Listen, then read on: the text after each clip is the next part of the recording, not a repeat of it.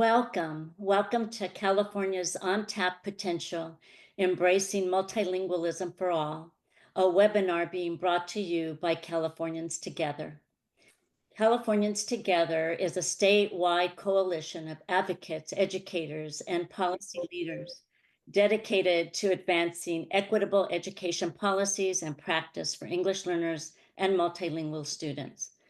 The coalition works to promote biliteracy, strengthen dual language education, and ensure that English learners have access to high quality instruction and opportunities. Through advocacy, research, and strategic partnerships, Californians Together plays a leading role in shaping state policies that support multilingualism as an asset and a pathway to academic success. I'm Marta Hernandez, and I'm both the Executive Director of Californians Together and will serve as the moderator of today's webinar. So this is what we have planned for you. Within the past year, two important research policy briefs were released by the UCLA Civil Rights Project. We'll begin with hearing from one of the directors of the Civil Rights Project, Dr. Patricia Gándara. And then the authors of the briefs will share their research and recommendations. Following the presentation of the briefs, we will hear from three inspiring leaders from California districts that have made multilingual education a signature value of their schools. And they will be reacting to the reports and recommendations and sharing their perspectives on what it means to build a school system that embraces multilingualism for all. We'll end with a few words about a new campaign that is taking shape to envision and actually enact multilingual education across California for all students. We invite you to use the chat to share your reactions and pose any questions for the speakers. And so now, without further ado, I bring you Dr. Patricia Gándara, co-director of the UCLA Civil Rights Project, a research professor at the UCLA Graduate School of Education, a nationally recognized and valued expert on English learner education, immigration, and bilingualism. For decades, Dr. Gándara has been a powerful voice influencing California policy and teacher education related to bilingual issues. I have to mention that this past week, Patricia received the Otley Award, one of the highest honors given by the government of Mexico to citizens living outside of Mexico in recognition of her academic work that has transformed countless lives, expanded opportunities, and opened paths for young immigrants across borders.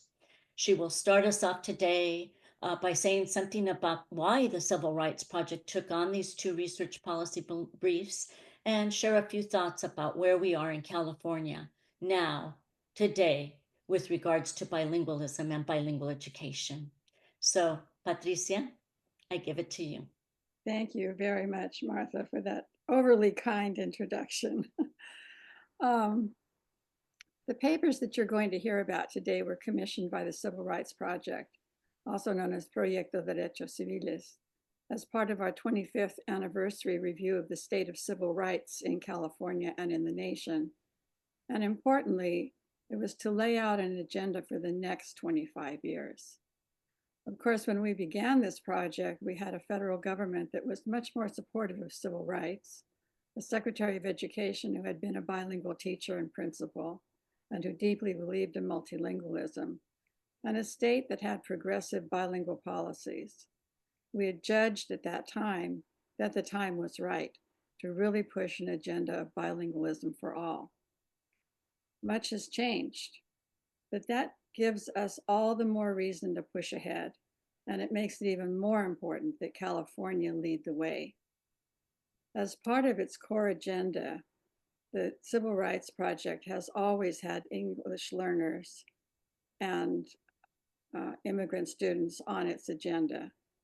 In 2010, we published the book Forbidden Language as a way of calling attention to the disaster that was Proposition 227 and accumulating the evidence to overturn it. In 2014, we published the book The Bilingual Advantage, to make the case that multilingual education was not only not harmful, but in fact that multilingualism held many advantages, both academic and long-term outcomes like going to college, getting a better job, and earning more money. More recently, we've published the book Schools Under Siege to draw attention to the fact that English learners are faced with challenges beyond language learning and academics. They are under attack for being the children of immigrants. This makes the case even more urgent to redefine these students as assets, people with more than one language and more than one culture. When we put together the list of papers that we wanted to include in our agenda for the next 25 years, it was clear that multilingual education needed to be part of that agenda. The research is irrefutable. Bilingual education is good for kids, it's good for society, and it's good for the economy. But saying that is not sufficient. California and the nation need to move forward aggressively and make good on the promise of offering all students the ability to be, at the very least, bilingual. So to do this, we reached out to researchers who are working at the cutting edge of educational policy for English learners. And the people that you are going to hear from today are going to lay out the research and the pathway to make this happen. They're going to make very specific recommendations for how to make it happen in California and how to fund it in California. And I will just note that we have presented these papers both in the national capital in DC and in the California capital in Sacramento. So we are very anxious to have policymakers paying attention to these papers. Thank you very much. Sorry. Thank you, Patricia. And so now it's my honor to introduce the authors of the two briefs.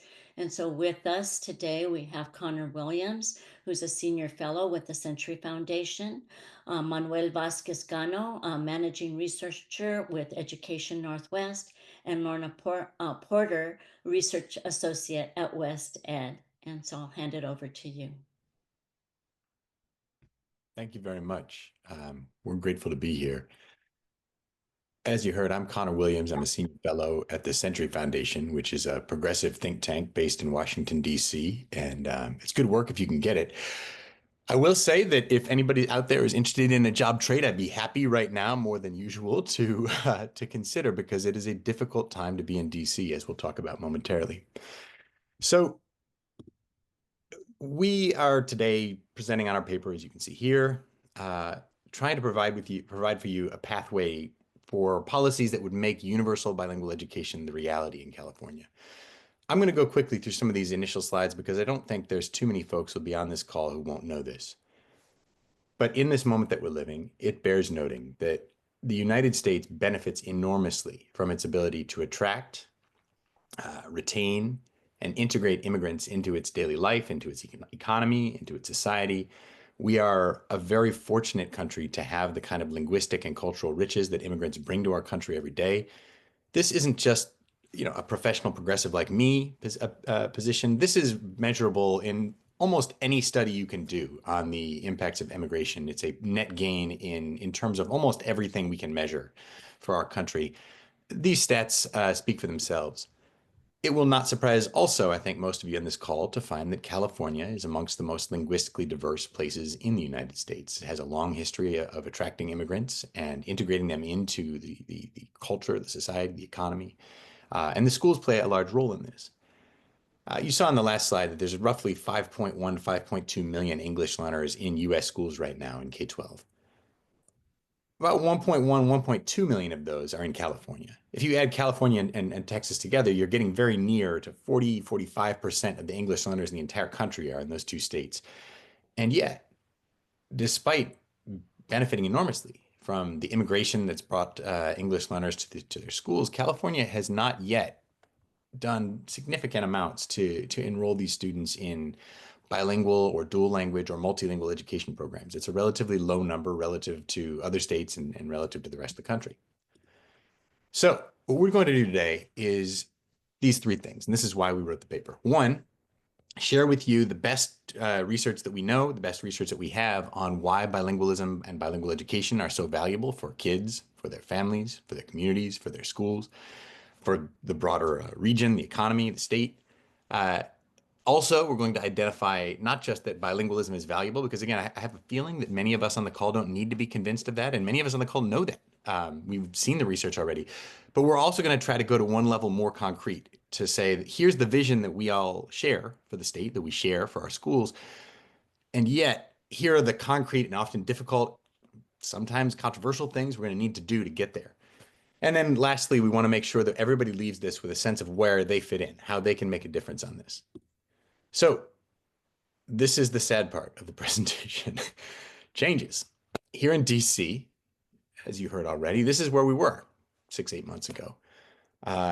We had a bilingual Secretary of Ed who just would not stop talking about how great bilingualism is and how it's a superpower and something we should foster. We worked a lot here at the Century Foundation with Secretary Cardona and his staff.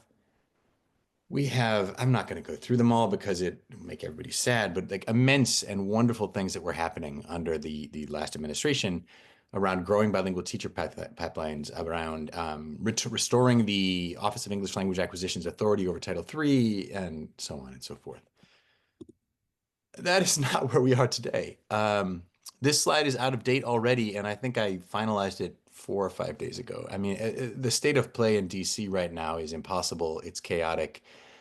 Anything that I would tell you, either from this slide or elsewise, about what is happening at the Department of Education, what may yet happen at the Department of Education, what any of the immigration enforcement changes look like, almost all of it is impossible to gauge simply because the things that are permissible and allowed in the Constitution and by law and on paper are simply not currently limiting what is actually happening. It's very difficult to know.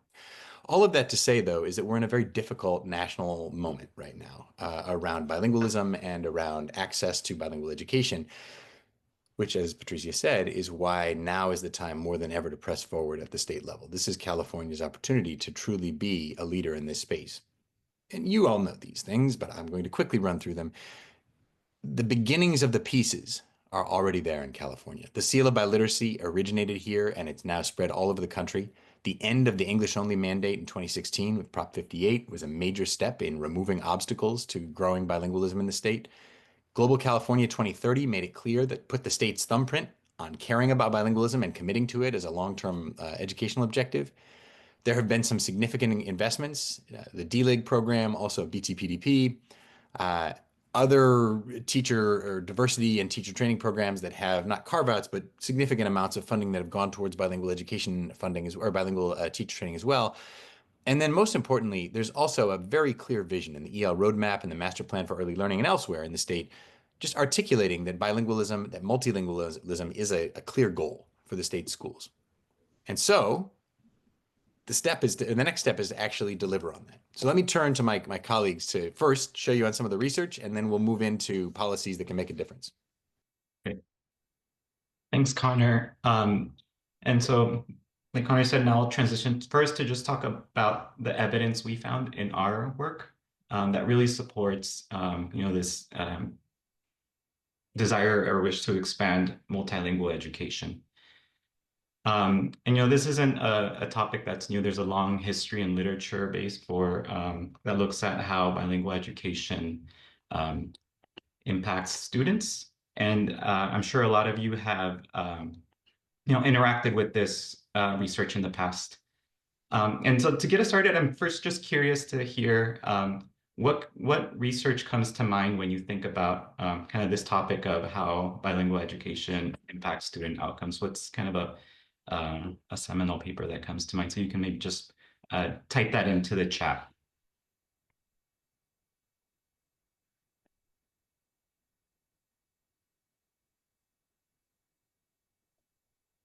I'll just give you a second to respond, just what comes to mind when you think about research that examines bilingual ed and student outcomes.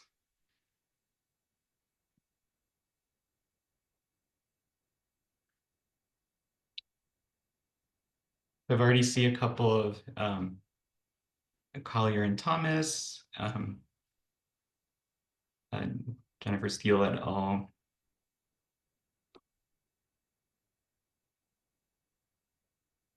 Yeah, so great.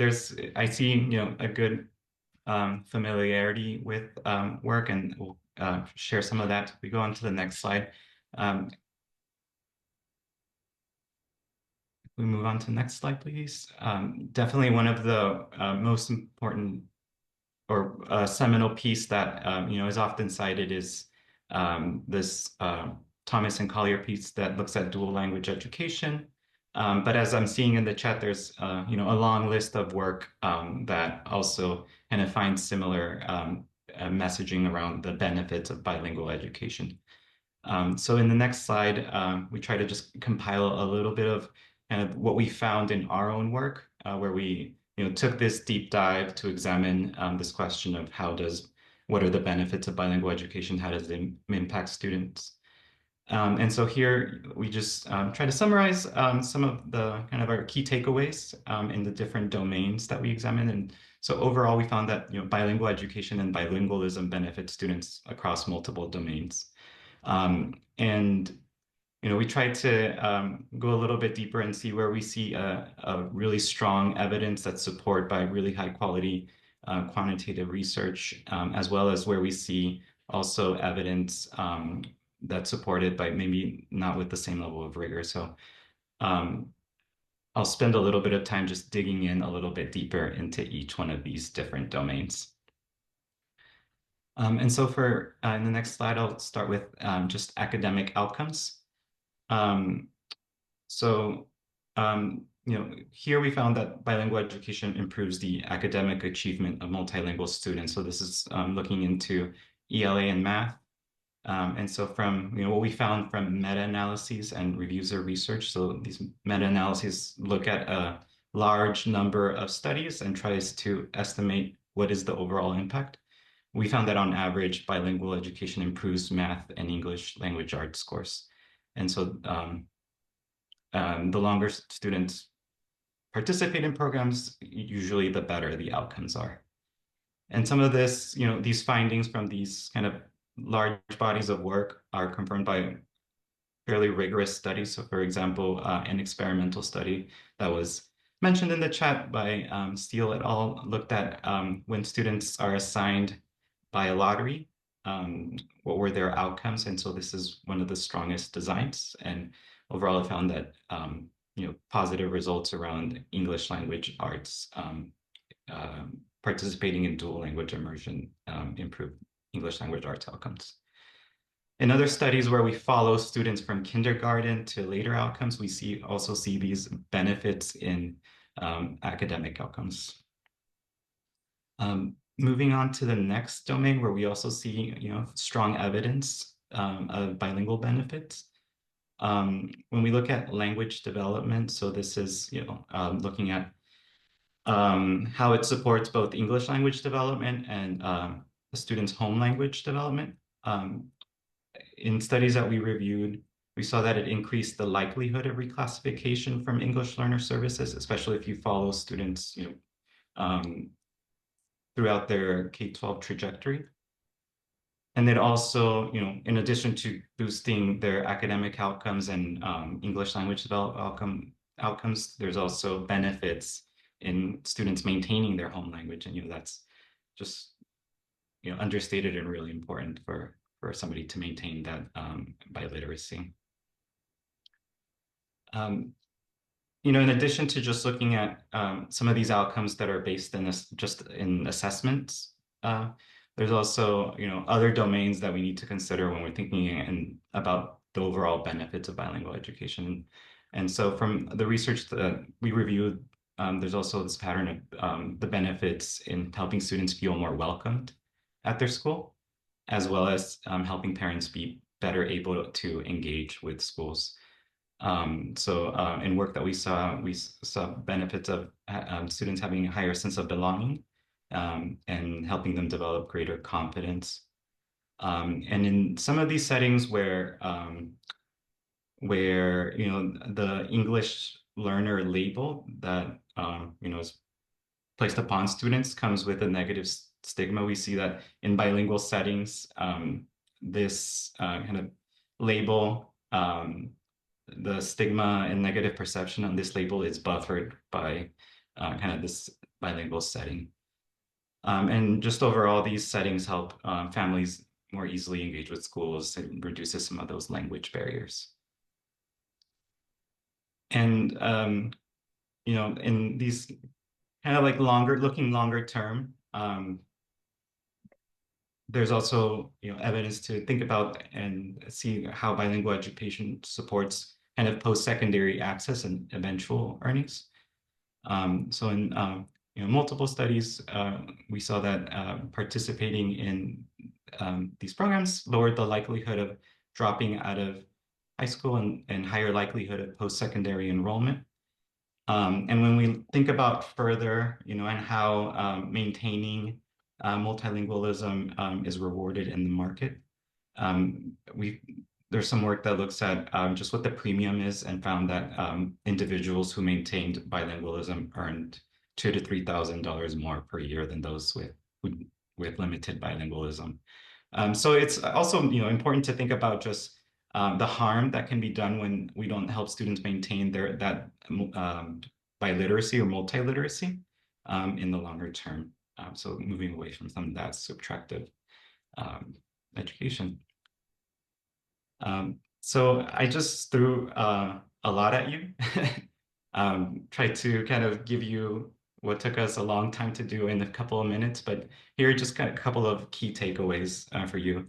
So from our review, we found that there's rigorous evidence that bilingual education either leads to improved academic and language outcomes for students. And in the worst case scenario, when we look at the sea of studies, we just don't see that there's any negative effects, right? So there's rigorous evidence for positive effects, and at the very least, students do the same and learn a second language or maintain their multiliteracy. And we also have emerging evidence on the positive outcomes of bilingual education and bilingualism for a bunch of other domains. So I think it's important to think beyond just kind of what are the assessment outcomes that students have, but also just how it interplays with these other important domains in our K-12 settings. So with that, I'll transition over to our colleague to talk more about, now that we know, this is a benefit to students, what can we do to make it more accessible? Wonderful. Thank you, Manuel. And it's wonderful to be here today with you all and with such a wonderful group of panelists. And so I'm going to share today findings from kind of that more macro level, thinking about moving towards expansive bilingual education access nationally. So I'm going to go through that, and then I'm going to be able to hand it off to Connor, and he's going to dive much more deeply into the California context specifically. So I'm going to start just thinking about the federal, kind of the federal agency level. And as my colleagues have mentioned, things have shifted, but I think these are still very much so opportunities that we can continue to advocate for, to continue to think about within the purview of the role of the federal government. And the first one being issuing non-binding guidance identifying bilingual and biliteracy education as the strongest way to meet EL classified students' core rights. And with that, offering resources and guidance for how states and LEAs can take that up. And that's very much so grounded in what Manuel shared earlier, is that we know the evidence is very strong and very robust in this area, that these types of programs really do support some of our most vulnerable and marginalized students. We also know that these programs are beneficial for non-English learner students as well. And so in that guidance can also be kind of a deeper dive into, yes, these are very beneficial for English learner students, but they're also beneficial for their peers in their communities. The second federal opportunity is really expanding federal resources to support multilingual educator and teacher development. And you're going to hear a lot about multilingual educators on today's call, and that's because I don't think it's a surprise to anyone that we know the cornerstone of expanding bilingual education access really does rest on ensuring that we have the educators who are trained and supported in implementing and designing these programs. And so it kind of starts at the top, really identifying those levers. We know about kind of the National Professional Development Program as one way that we can see supports coming in for supporting multilingual teacher development. But I think our big push is the need is greater than the current resources available. And so really thinking about expanding those. So I'm going to shift to the state level. And again, when we wrote this paper, this is kind of thinking about all states and some of the levers within the state education agency purview. And then Connor's going to go much deeper into thinking specifically about California's role in this space. But I think the first one that kind of reiterating on the multilingual educator pipeline, examining current bilingual teacher pathways. And so really thinking through who are they available for, what sort of constriction points are in each state's specific pathway to becoming a credentialed bilingual teacher, and then what can the state do to address that constriction point. And so I think we're trying to understand what can make for an affordable credential to make sure that they're not restricted to those who have the means to go into them, that anyone who wants to become a qualified bilingual teacher can go through the steps to do so without barriers placed unnecessarily on there. And there's really the opportunity for LEAs to partner with kind of credentialing programs to think thoughtfully about how to build that specifically within one's local context. And the state can really play a role in supporting that. Then the state has a role in providing more resources for local bilingual program development and implementation. We know the state is a huge part of funding education. And so really thinking through the types of resources that might be made available. And, you know, California is a great example in providing some of those opportunities. And Connor's again going to talk more about that. But there's other states out there that are doing this work. And so kind of the opportunity is to also look to other states, see what's working, what types of levers are there, where are they pulling from, and how are they making sure they're accessible, not just for new programs, but for programs that want to expand or sustain their bilingual programs as well. Another one is supporting networked learning opportunities. We know that fantastic things happen in LEAs all across the country, but the state can play a really wonderful role in bringing people together to learn from one another. Things don't need to happen in isolation. And so as more programs develop, as we move towards more expansive bilingual education, really thinking through how peers can support one another to learn about engaging families, about building programs that are really responsive to the communities that they're in, the types of curricula and assessments that they want to work with, the types of professional learning that have been really effective. So these networked learning opportunities can be really valuable in supporting more expansive access to bilingual education, especially in contexts that may be new to this space. Many contexts, and in California in particular, have done a lot of really deep work and really sustained work in this space. And so thinking through how that knowledge and experience can be shared is a really wonderful opportunity for the state to take that kind of coordination role on. And then the last one I'm going to talk about is integrating bilingual education into state policy frameworks broadly. And so we know that bilingual education is not just inserting a classroom into a school where bilingual education happens. It becomes a fabric, either kind of within a strand within a school or the school itself. And so with that comes accounting for all of the different other things that may have to shift to facilitate high quality bilingual education. And so that's really thinking like a local level framework shift. But we also then advocate that states can think about integrating this into their policy frameworks, thinking about assessment, thinking about accountability, thinking about resources. How can experts in bilingual education be at the table when these conversations are happening so that we don't have a set of standards come out that don't feel like they can be applicable to a bilingual classroom, that we don't have an assessment that every student is required to take with a certain standard that's not been kind of adapted or considered within a bilingual setting. And so that's a really, I think, important role that states can have in really advocating for or supporting the expansion of bilingual education, so it doesn't feel like it's happening in disconnect from other education work at the state level. And then finally, shifting down to the local level, the first one, of course, is really engaging in interest holder-led bilingual program planning and implementation. And we know that bilingual education programs really can draw on the communities that they serve to understand what design choices, what implementation elements can be best suited to meet the needs of the students and families in the community.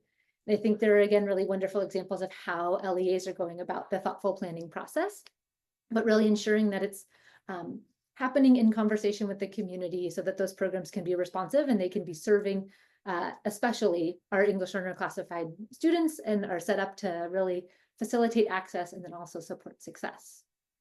That next piece is similar, but encouraging local education agencies to really engage their multilingual families, not just in the planning process, but also in understanding the benefit of bilingual education. I think there's a lot of power in knowledge and information. And so communicating with the families and communities about the opportunities that may be there for their student, and really addressing concerns or fears about student performance, about student language development, and being upfront and honest with families about the benefits or the timelines that they might expect. And then integrating that into program design and ongoing communication with multilingual families. And then that last one, again, I'm a broken record, but really fostering that multilingual educator workforce. That's something that can happen at all levels. And again, Connor's really going to go much more deeply into that, but that's something that we can not only think about fostering new multilingual educators, but supporting those in those roles. And that's making sure that they have the supports they need to engage in their job in the ways that they want to in a sustainable way. With that, I'm going to hand it over to Connor to talk to you a little bit more specifically about California. Right. So, well, let me first give you the general view, because I want to make one point before I get into the concrete. The general view that I want you to leave with is California needs to do three big things. We've said several times, both in my slides and since, California's articulated the vision. It's not a question in California anymore whether multilingualism is valuable, at least not in public documents. It's in the EL roadmap. It's in Global California 2030. Public leaders at the state level are very clear that this is a value, and it's something that schools should be celebrated for pursuing. The Seal of Biliteracy success reflects that. The big three things are to grow the number of programs so that we actually can deliver that vision. Of course, to grow that programs, as you've heard Lorna say several times, you can't have more bilingual education without more bilingual adults providing instruction, or at the very least, without native speakers of Korean, Spanish, Vietnamese, all of the languages that you want to use in your bilingual and dual language settings. And finally, as you grow as a state, as we grow towards universal bilingual education or dual language education, or both, we're going to need to make sure that we do the equity first agenda and not the equality agenda here, meaning that we know that multilingualism is good for all kids, but it is uniquely important for young, emerging bilingual English learner classified kids. Now, we're going to dig into that. What I want to tell you is a little bit of a trick of the trade for those of us who work in public policy. And again, I'm living through the nightmare of that work right now in DC. Here's how you know if something is serious when it's a policy recommendation. Ask yourself if it is falsifiable. And what that means is, in a year or 2 or 5, could you come back and yes or no show that it had happened? So if I tell you that one thing we really need to do in California is use data to drive decisions, no way. In 2 years, we have no idea whether that has happened or not. Or engage families in culturally relevant ways. We know it's a good idea, but it's not really a policy recommendation. So what I'm going to try to do, and I think we're pretty close on, if not there on all these bullet points, is talk to you about very specific, concrete things that the state can do.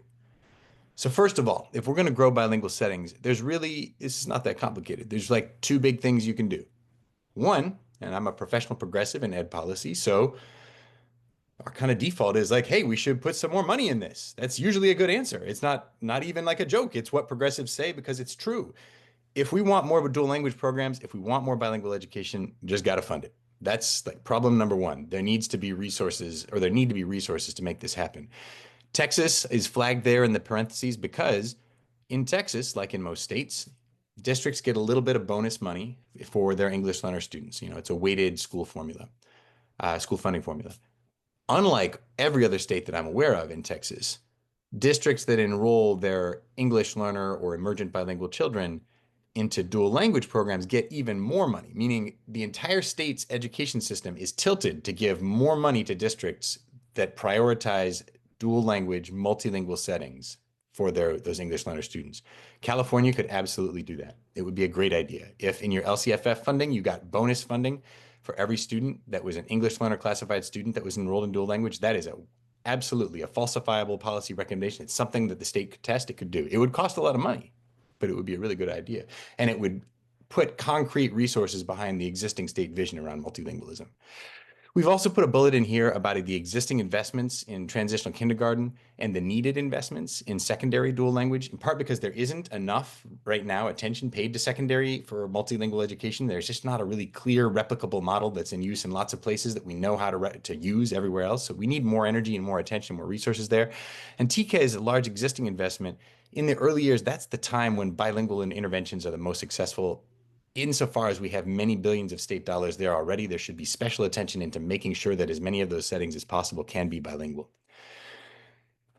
Now, even though I'm a progressive and my default setting is, let's just spend some money on it, it's also important to recognize that that's not always enough. Sometimes progressives have to bring out the stick. We have to bring out some kind of oversight and accountability for districts that might need some pressure to do the right thing around bilingual education.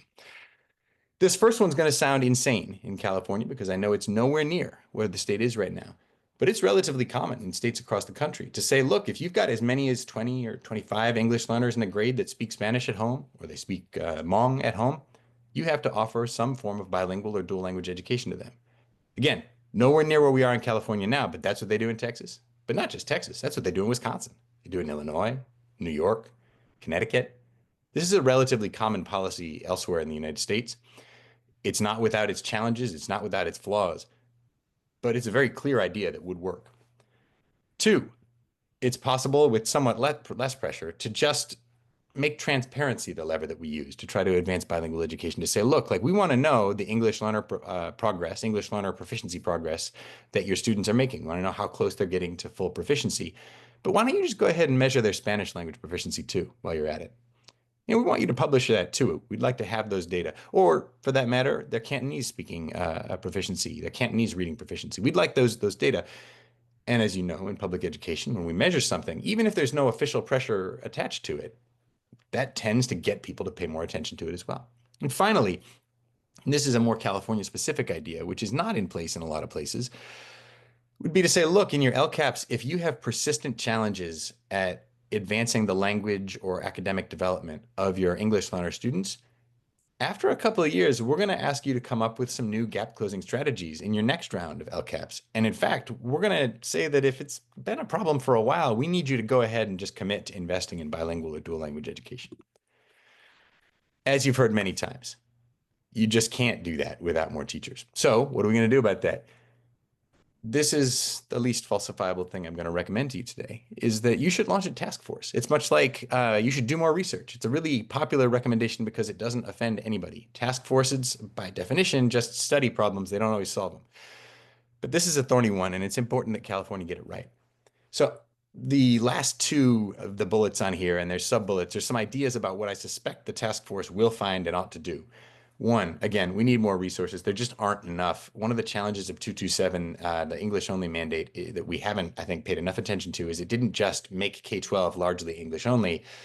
It dramatically reduced the demand for bilingual teachers, which meant that state teacher training programs stopped training them. And as those were dismantled, it made it much harder for California to rebuild towards more bilingual instruction. So we need lots of investments in the traditional system there. Two, we also need investments in alternative pathways for folks who are bilingual, young adults. Maybe they have a BA and they've got some of the coursework and some of the pieces towards becoming a fully credentialed bilingual teacher with a BCLAD, but they're not quite there. And it's going to be complicated and expensive and difficult for them to get through a traditional program now. Are there ways that we can ease their paths? Are there residency programs we can use that meet them where they are? Are there residency programs or fellowship programs, apprenticeship programs that we can use to link up our multilingual paraprofessionals in the state?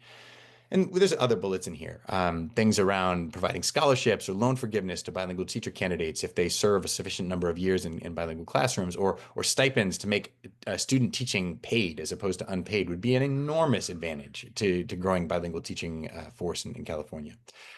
The last thing is, again, as a progressive, my job is usually to say, like, yeah, we just got to fund it. Like, it's not that complicated, but it is also the case that in a state that needs many more bilingual teachers and needs them fast, that the research base for most of the things we require our trained teachers to have is not very strong. Most of the credentials, most of the licensure requirements we have don't usually reliably link up to better quality teaching or to higher student outcomes. And so this task force that we're proposing ought to look at that hard. They ought to, with a really grim is not the word I want, but with a very blunt eye, say, look, we know this is a real area of need for the state. We don't know that it's important that they pass this or that or some particular subtest to prove that they're multilingual, especially if they have the seal of biliteracy. Or we certainly don't know if we need them to pass tests in English to prove that they can teach in Spanish.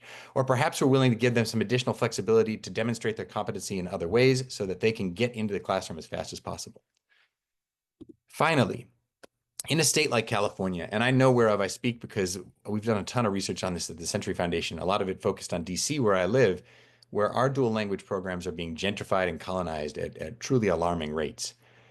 California also has significant wealth and economic inequality in the state.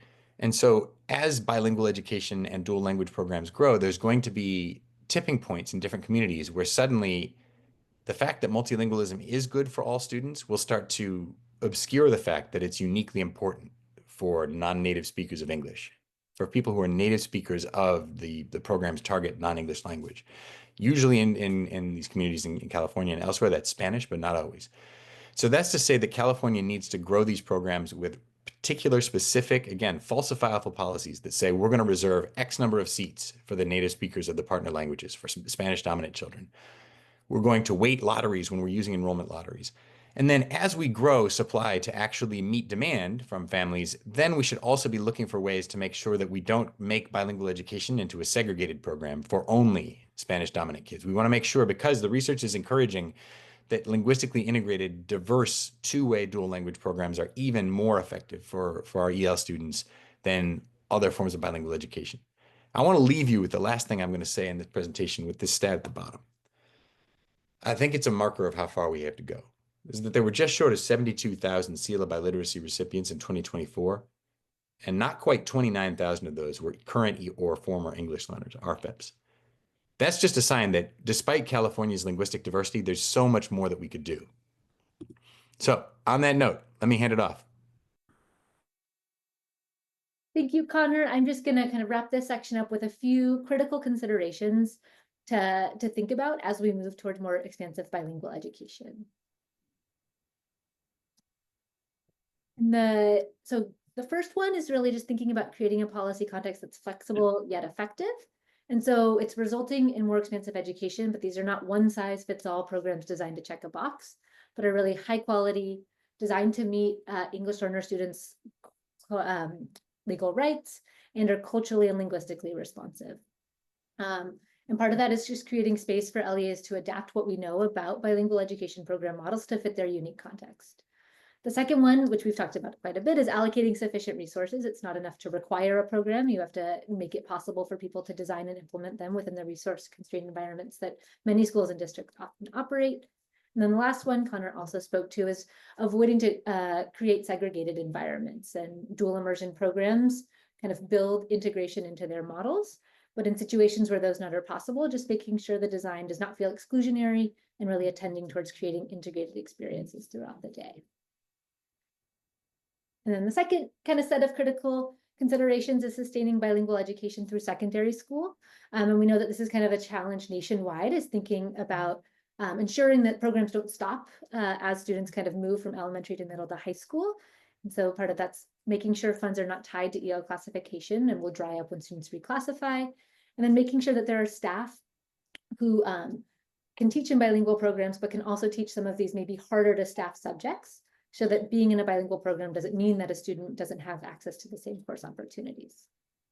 Thinking about low incidence contexts and how bilingual education can fit into those places that we might not typically think about it fitting. And then the last one is accountability, and making sure that current and future accountability measures are aligned with the goals of bilingual programs and education systems for students. And with that, I think I'll hand it back to Martha. Thank you. And so we have a few minutes, and so I have a few questions that I would like to ask. And I think you have kind of touched upon answering these questions, but if you have any additional thoughts, that would be appreciated. And so what have been the reactions to the report so far? And, we can start with Manuel. Yeah, I think in in my context, I think the report helped solidify, I think, what a lot of people already felt, especially in this space around, multilingual education, and just provides, I think more, I guess I would say more support for some of the efforts that they were already embarking on. I live in Oregon, and so I think about this context, and here in this state, there's been a great push in a lot of local districts as well as the state to have a vision of pathways for multilingualism. So I think I'm also thinking about kind of the context right now. It's fraud, but I think in the local settings, there's still a lot of support for this, and I think this report helped. Just creates more support for those efforts. Okay. I can just chime in with one concrete thing that's happened is we did get some media coverage from the Monterey Herald, and I've heard from a couple of other journalists that they've found this very valuable as well. Lorna.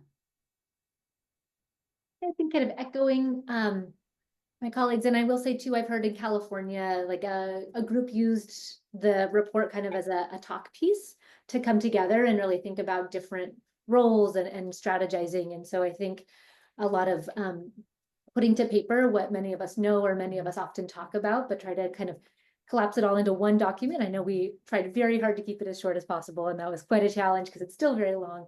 But kind of putting all those thoughts down on paper and giving people space to talk about it, agree with things, disagree with things, work through what feels realistic. So that was really exciting to hear. And so I think it's been very positive and very fun to hear. And so Connor, well, all of you have mentioned this, but have any of the context changes in the past few months or really the past few weeks impacted how you see the opportunity, need, and or challenges for advancing the agenda that you lay out in your reports? Yeah, I mean, there will be no federal assistance at this. Right now, it genuinely is an open question whether there will be a federal Department of Education going forward. I think it's important to just say it up front, because when you're in DC in the middle of the hall of mirrors that is currently being set up around us, that this can be hard to see. Legally, there is definitely still going to be a Department of Education. Whether or not that matters is another question. At the moment, we're seeing such practical assaults on that institution. The other thing I would say, I'm trying not to unspool into just the utter chaos of my work life right now, but the other thing I would say is it's important to tease out the distinction between efforts to hack away at or damage the administrative functions of the department and reductions in funding support from things like Title III or various competitive grant programs. Those two things are not necessarily the same. Even in the most dramatic versions of conservative proposals for the department right now, they appear to mostly involve shifting many of the department's main functions into the Health and Human Services Department or into the Census or the Department of Justice or around. So there will need to be some nuance as we all watch and wait to see what happens, that if you hear really terrible things about what's happening in the department, it may not always mean there's also no Title III going forward. That said, it is because of that, it has to be incumbent on states to take leadership roles now. More than ever, there will not be bully pulpit support in addition to the kind of dwindling funding and administrative support from the feds. So any additional comments? I think I'll just add too that there are many urgent needs for supporting our multilingual and immigrant communities. And so thinking thoughtfully about how this call to action is not diminished in any way, but just like how can we integrate other really important elements of supporting and making sure these communities feel safe and supported in our schools I don't think is something we really speak to as much, or we spoke to as much in the paper, but now is kind of top of mind for many of us. And so with that, I just want to thank the three of you and really all of the authors of the briefs for providing this very valuable resource to the field. I think it's going to make an impact. I think that, as you mentioned, there is, a campaign that really began and had the catalyst with the first report, and then of course amplified with the California report. And it's very much appreciated by advocates and practitioners alike. So thank you for your work, and thank you for participating in our webinar today. Very much appreciated. And so with that, I want to now introduce our panel from the districts. And of course, as we know, in envisioning how to get from here to there, from now to a time when California provides multilingual education for all students as a standard feature of our schooling system, we need to take some lessons from those districts that have been doing this work on the local level. And so we asked 3 local district leaders to share with us some of their lessons learned, the wisdom and responses to the ideas posed by the research briefs. So these 3 districts are quite different from each other, large and small, urban and not so urban, and different in their demographic contexts and histories. Yet each have become sources of inspiration for others throughout the state. So I'd like to introduce to you Anna DeJenna, the superintendent of Oxnard Elementary School District. Nancy Hung, director of the Glendale Unified Dual Language Immersion and Magnet Program in Glendale Unified. And Nicole Knight, the executive director of the English Learner and Multilingual Achievement, ELMA, with the Oakland Unified School District. And so I have 3 questions, and so have all of you respond to the questions. But each of you are in districts that have managed to invest in and build dual language programs at some scale. Please share a little bit about your district's efforts and 1 or 2 key learnings about what it takes to pull that off. And so with that, I'm going to start with Anna. Okay, thank you, Martha. Good afternoon, everyone. It's a pleasure to be here and to share a little bit about the work that we've been doing in the Oxnard School District. We're a district of approximately 14,000 students, and we have 21 schools. And at this time, of those 21 schools, we have 11 schools that are school-wide dual language programs, or biliteracy programs, as we call them. And I think some of the very lessons learned as we started this, the first is that this kind of work for us was really something that required a systems approach. It was something that required collaboration across all of the district departments, because this is a multi-year plan that had to be put in place. It wasn't something that happened overnight, but we had to make sure that we had resources that were allocated to support it. We needed to make sure that human resources meaning funding, and curriculum and all of those other things. We also needed to make sure that our human resources department was working in collaboration with us, both in the hiring process and building partnerships with local universities so that we could provide internships within our schools, so that as our teachers were preparing, as students were preparing to become teachers, we were already having the opportunity to provide training within our district and in our own classrooms. I think that the other piece was the design of ed services and having a really explicit, well thought out curriculum, content, and language design, so that we were really explicit about how we were going to do this. And it wasn't really left up to how one teacher decided and the other didn't. So this was really a lot of work. In a district like ours, we have approximately 800 teachers. We started the rollout plan with 1 grade at a time, and then built it. And along with that building was building the curriculum, the standards alignment, the backwards mapping, the units implementation that really was across the languages, including all of those assessment pieces. So really looking at it from a systems perspective, and embedded within that system to ensure that we had metrics in place that would allow us to continue to support and justify why we were having these programs, so that it wasn't a constant battle. And knowing that a program like this, to really do it at a systems level, was going to take multiple years to do. And the next one, I think, was just really within that program, was the expansive teacher training that was required. And meaning that not only do we train the first year teachers coming in or second year teachers, but we had to have an approach of how every year as we rolled up, not only do we train the new teachers in that grade level, but we're catching up the teachers that are coming in at different grade levels, that are transferring from one classroom to the other, so that they were trained not only in the theory and philosophy and pedagogy of biliteracy, but also in the practical implementation of that. What do the units look like? How are they rolled out? And then how we're using those metrics to go into our design program. So I'm so excited to hear about and read about these studies and these papers, because they really support so much of the work that we have started and look forward to continue to do. Thank you, Anna. I'm going to hand it over to Nancy.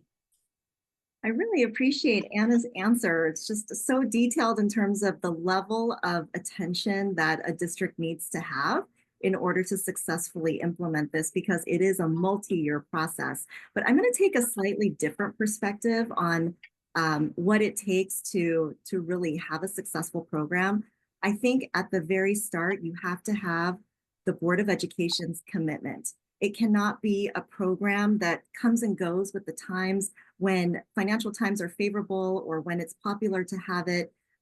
There's a lot of support behind it. And then when enrollment dips or hardships come our way, then the program is in jeopardy. We can't have that. In order to have a successful program, there needs to be full board commitment that this is something the district will invest in. And I want to emphasize the word investment, because it's going to take years to really create a successful model. So board commitment is one, and part of that comes with funding support. I would say long-term planning as well. I think when many districts start a program, they're very excited and they think about the first maybe 1 or 2 years of what it may look like. But truly, every year that you add a grade level is an implementation year. And before you know it, your first cohort is going to hit that middle school level and then high school. So having a plan from the start, I would say, is ideal. I can't say that my district started that way. So just to give a little background, Glendale Unified is a district of about 25,000 students. We have 7 different dual language program options. So we have Armenian, French, German, Italian, Japanese, Korean, and Spanish. We have them at 9 out of our 20 elementary schools. One happens to be a full dual immersion school with 4 language programs, and the others have 1 language strand within a traditional neighborhood school. All of our programs then matriculate to middle school, and then all of our programs have a high school pathway. So it takes a lot of coordination. I can't say that from the start we thought about all the different languages we wanted to have and how it was all gonna, matriculate through the grade levels. It wasn't that coordinated of an effort from the beginning.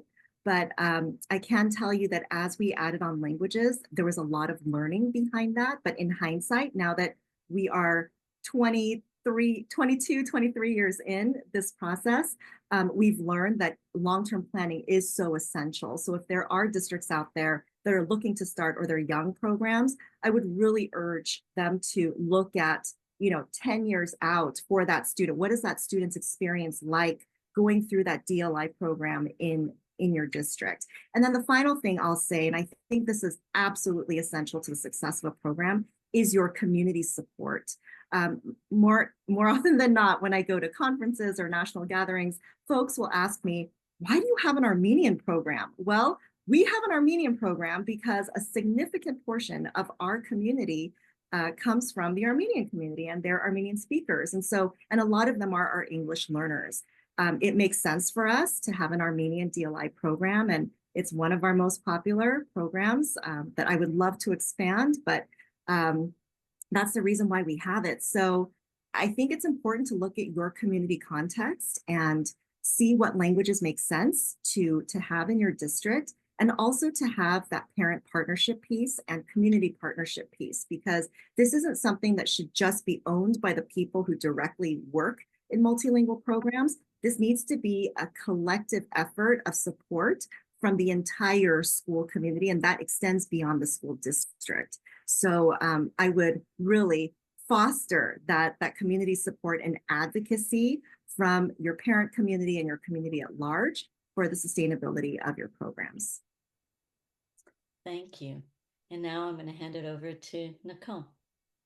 So happy to be here and hear from my colleagues. So I am from Oakland Unified. We have about 34,000 students. And I was, did see the reports, and I was happy to see that Oakland does serve many more of our English learners in our dual language programs than is the average. And of course, we want to see that across the state. So about 34% of our classified English language learners are enrolled in our dual language programs.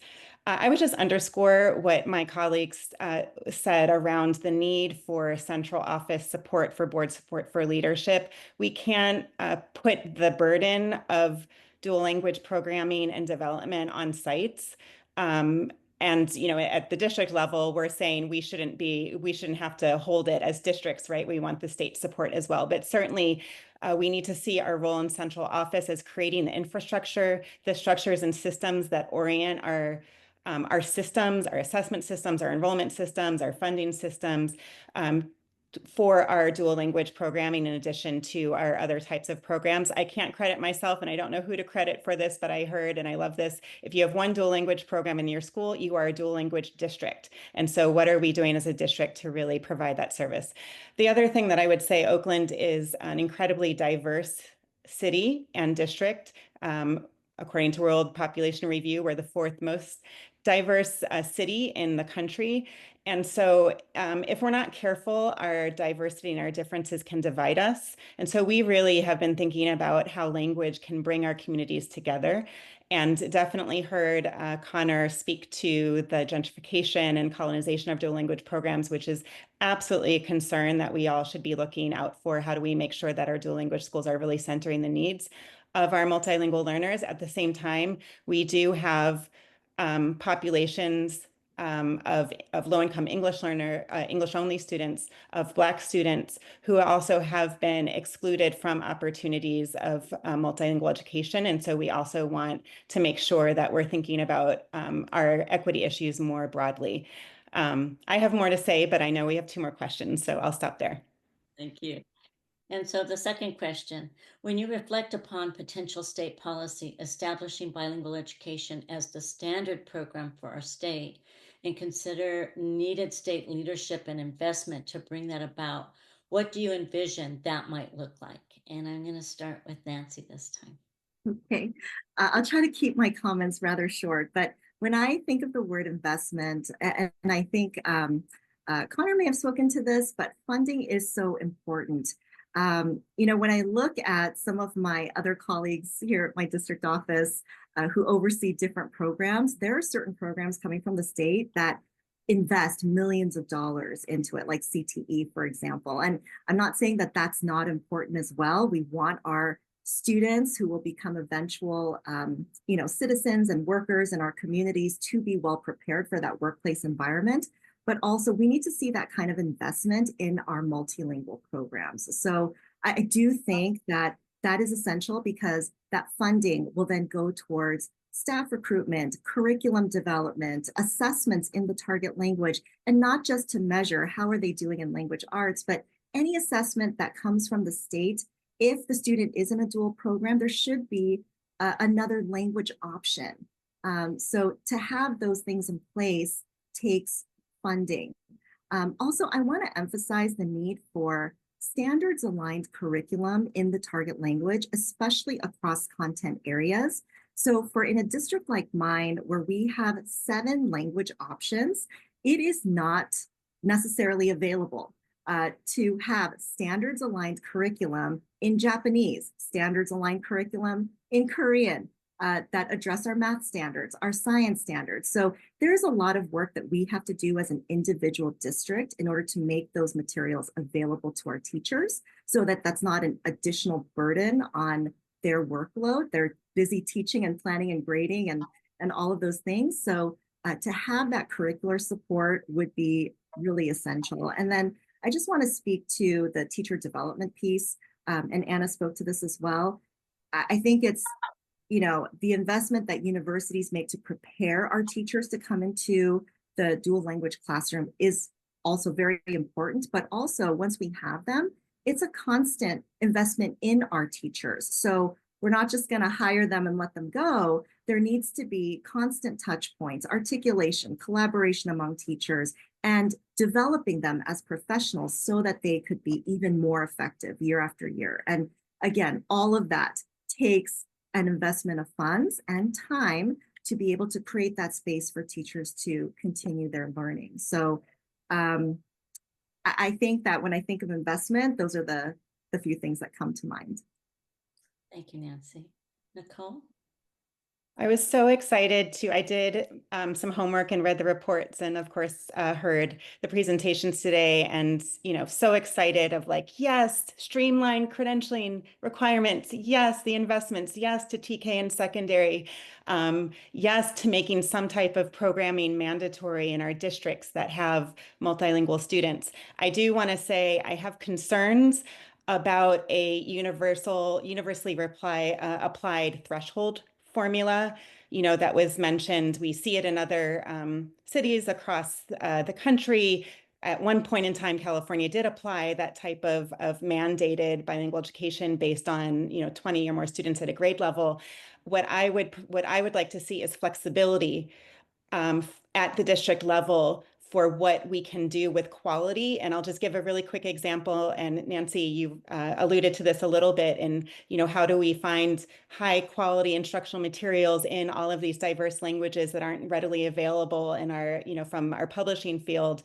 Our fastest growing population in Oakland have been Guatemalan speakers of Mayan Mum, which is a local indigenous dialect, very localized. If we were to apply this formula as a mandated bilingual program, we would be talking about, really putting the horse before the cart before the horse of mandating a program without teachers, without materials, without assessments. And so yes to mandating some type of programming so that our families have options, but with flexibility for districts to really be able to determine the readiness and to provide the conditions for real quality that really meet the local needs. Thank you, Nicole. And Anna? Yes, so I would echo everything that my colleagues just said.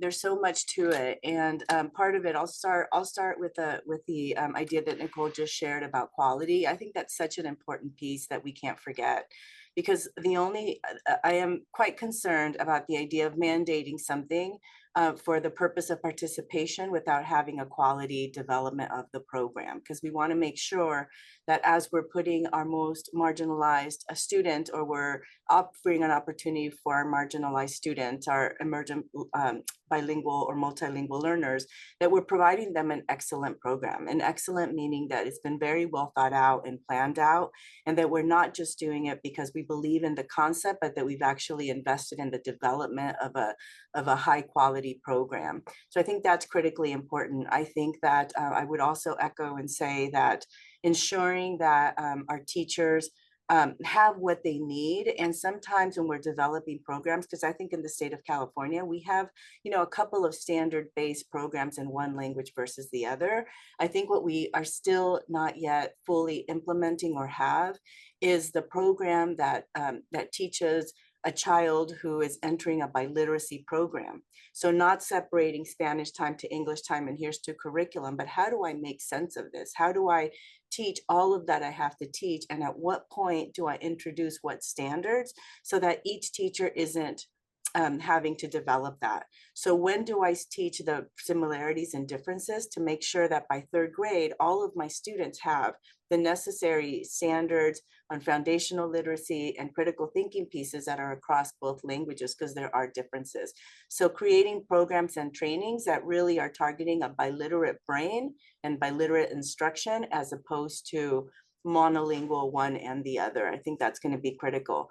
I do also think that we have to find a way to make this possible for our teachers so that the burden doesn't fall on the shoulders of our teachers, and that we have the supports in place, whether that's the ongoing professional learning communities or time built into their schedule so that this planning can happen, because the planning is pretty in depth, and biggest obstacles that we have run into is trying to find how to do that while we support our educators so that they don't feel like they want to just leave the biliteracy program because they feel like it's so much more work than a monolingual program. So I think those are the things that we have to, I love the idea of putting task force together to work out on, work these things out so that we can provide some type of a support and script to districts on how you go about implementing this so that, our teachers aren't feeling the burden of it by themselves in the classroom. So I think those I think would be the most critical, is developing that biliteracy framework that isn't just the theory of it, but really the practice and the instructional piece. Thank you. And so question 3, and we do have some questions in the chat that maybe we'll have time to address, but in your estimation, do we have the conditions in California today, now, to move forward? Is this the time, and why? What needs to happen to give life to this vision of multiliteracy for all? And you kind of touched upon this a little bit in your responses, but I'll hand it over to Nicole for the first response. So the first part of the question of, do we have the conditions right now? No. But can we build those conditions, and is now the time? I would say emphatically yes. Dr. Lori Olson interviewed me around this topic, and I was like, well, is now the time? It's such a difficult political period. I could see both sides, and then I actually emailed her back, like, I don't know, half an hour later, of like, yes, now is the time. And the reason I say that is because given the rhetoric that is, just permeates our system and of course reaches our students, we have to find ways where we are intentionally lifting our multilingual students up, where they know that what they bring and who they are gifts not only to their communities and to their own learning, but to our society and our broader world. And I can't imagine anything better to do that in the educational sphere than really building up a multi-literacy for all campaign. So I've spoken, I think we've all spoken of the things that we need in the investment. So I'll just stop there. I'll go to you, Anna. So again, I would echo what Nicole said. I think that could we say tomorrow we're going to open this up and make this a mandate? I would say we're not ready, and we're going to do participation versus quality and excellence. And I think that we need to take the time. Now, is it a time right now that we start creating that path and setting the foundation? Absolutely. I think that we need to start making sure that we are putting things in place that are allowing us to incentivize getting more teachers trained, that we're working really collaboratively with our higher ed, so that we are making sure that what our teachers are receiving in terms of their instruction or their pedagogy or all of their teacher training is aligned to implementing programs such as this. So having students immediately participate, I don't think we're quite ready for that. But I do think we're ready to start the implementation of it, which starts with building that foundation, building the capacity of our educators, aligning higher ed with a TK-12, so that when our teachers are coming from higher ed, that they are prepared to move into these areas. So making sure that we have the foundation of assessment, of curriculum, of all the things that we already spoke about. And I think that we are certainly at the time to start doing that. I would hesitate and fear that we would allow whatever the rhetoric is or whatever the political movement is to keep us from moving things forward that we know that are in the best interest of our students. Just had a meeting with staff today, and I said, this is that time where that quote, we can't wait for the storm to pass, guys. We're going to dance in the rain, and we're going to dance beautifully for our students, because that's what they need more than ever in these times, is for us to solidify and create those programs of excellence so that they have that place and that learning that is going to carry them more successfully into the future. And thank you, Anna. And Nancy? I just want to say ditto. Ditto to both of you. I love how both of you express those thoughts in different ways, but same sentiment. I am in agreement. I don't think that we have the conditions right now to launch quality programs that would be successful. There are some pieces that we need to put in place.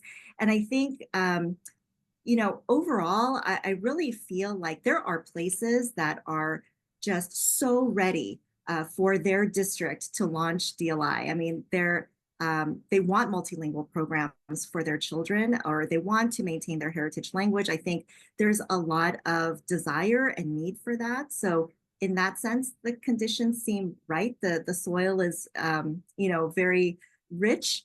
But I think that beyond that too, we don't want those thoughts or those values to just be in pockets. We want the larger community to understand the value and the richness of multilingual programs like this for all students, and especially our English learners.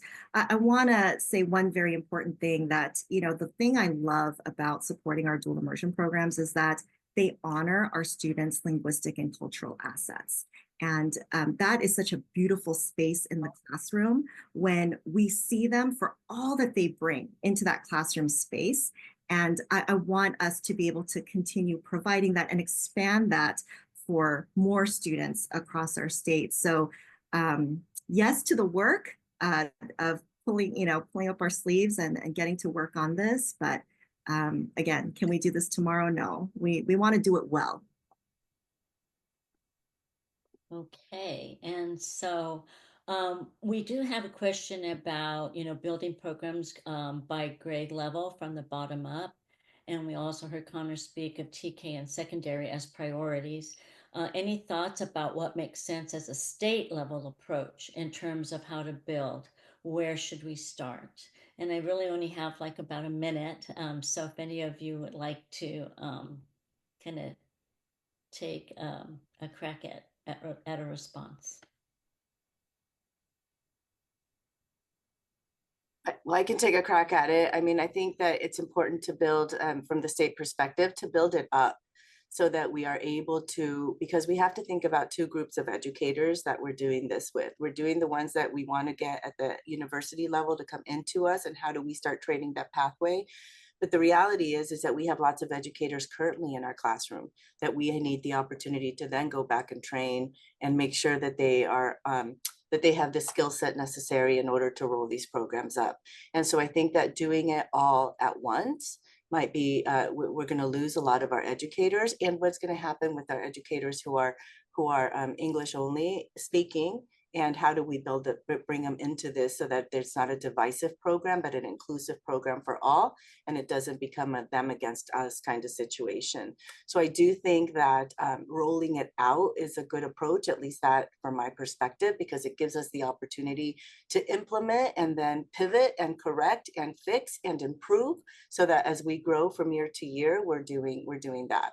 Now, some districts have the capacity and then look for other programs. So biliteracy programs, as we call them in our district, because we don't have the true dual language model in terms of student groups. We serve mostly predominant Latinx kids with multilingual backgrounds. And so we should look at multiple opportunities to how to bring those children that are coming to us at different grade levels also into the work, so that we don't kind of just let them go. So really having that flexibility to look at what the programs might look like within our the local lens, so that we are providing as many students the opportunity to do that. And from the state level, really, that roll up would be very beneficial, in my opinion. And so I need to put a pause, but just want to say thank you to the three of you with your immense expertise and experience. So valuable for the field to hear, voices from the field. And so thank you, Anna, Nancy, and Nicole.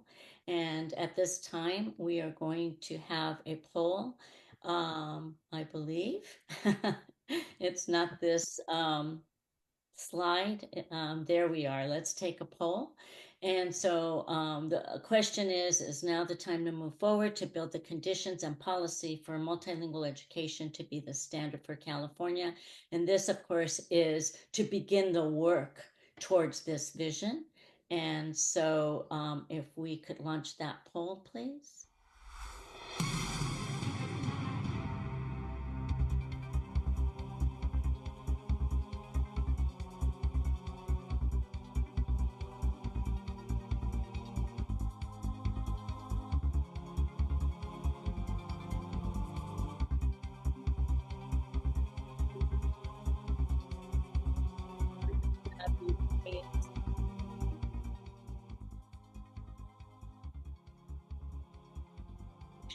vote.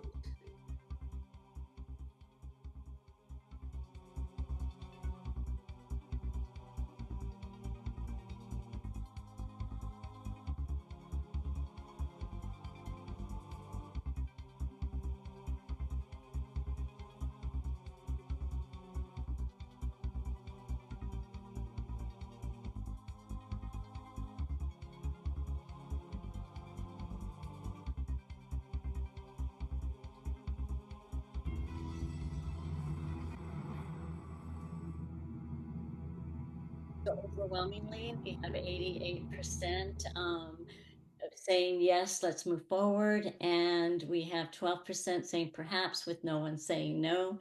And so that's really good information to know. And we have one more poll, if you would please engage. And so Ian, if you could launch that poll.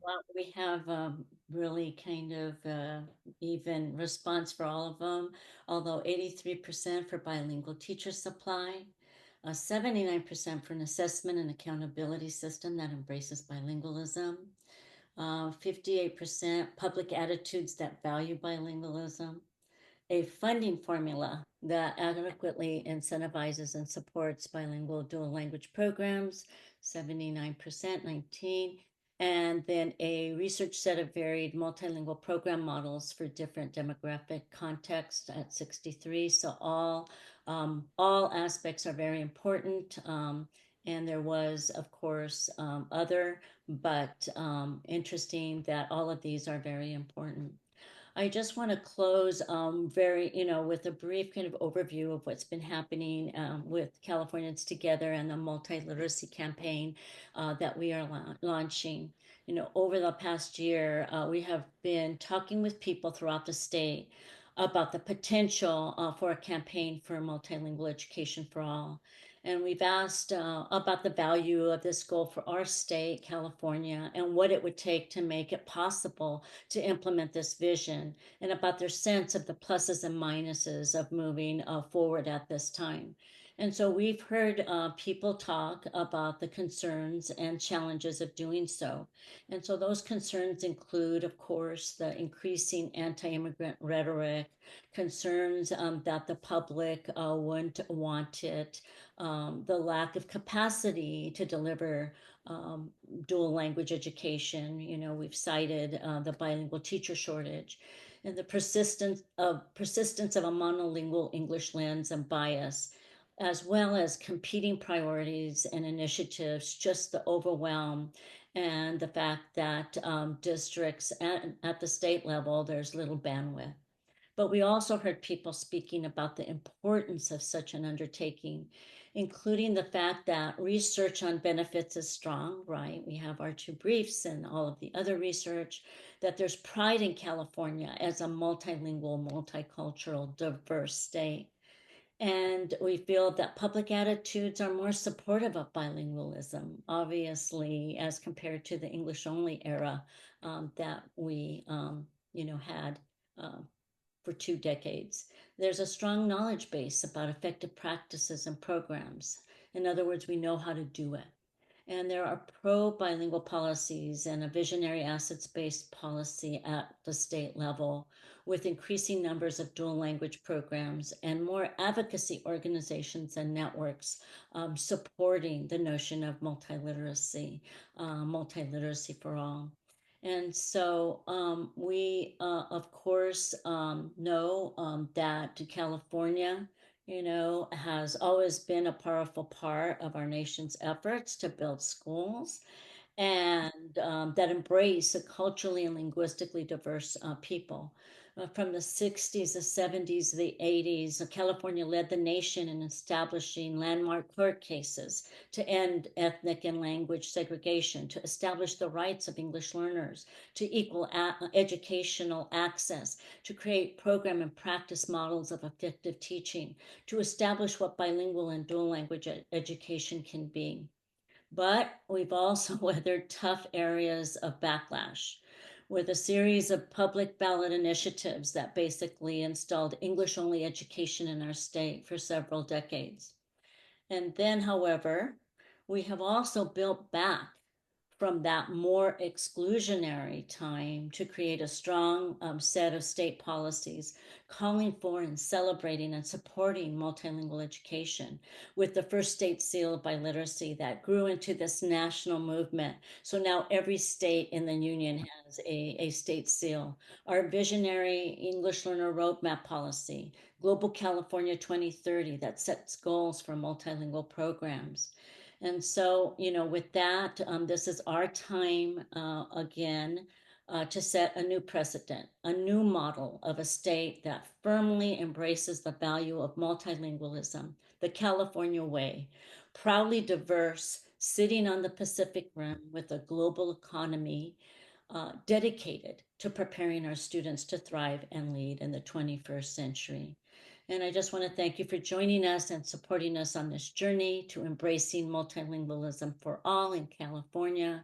On behalf of Californians Together, the UCLA Civil Rights Project, the Century Foundation, with Northwest Ed, Education, and West Ed, I thank you all for attending this webinar and joining us in this campaign. Thanks to all the presenters. Thank you. Thank you very much.